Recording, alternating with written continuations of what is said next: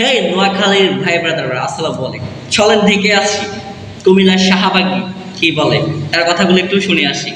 শাহবাগী কি বলতেছে, let's go, follow me.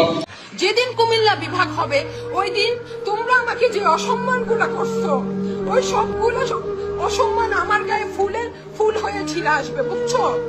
যেদিন কুমিল্লা বিভাগ হবে এই দিনে ইসরাত জাহান মৃত্যুর চোখের পানিগুলা কুমিল্লার মানুষ মনে রাখবে। তোরা মনে রাখলে রাখ, না রাখলে নাই।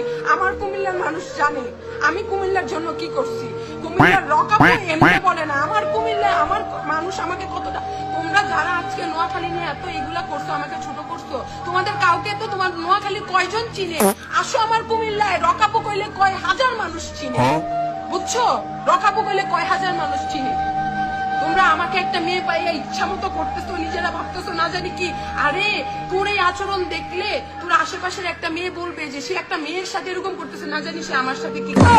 ভাই শোনো, মনুষ্যত্ব ভুইলা যাইও না, ঠিক আছে?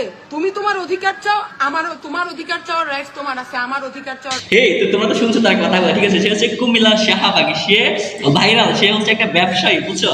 সে হাজারো মানুষের ভিড়ে গিয়ে কুমিল্লাতে মিছিলে নামছে। তার মানে ওই যে টিপা টিপি, মানে ভালো লাগে যখন হাজারো মিছিলে মানুষের ভিতরে টিপে, তারগুলো অনেক ভালো লাগে।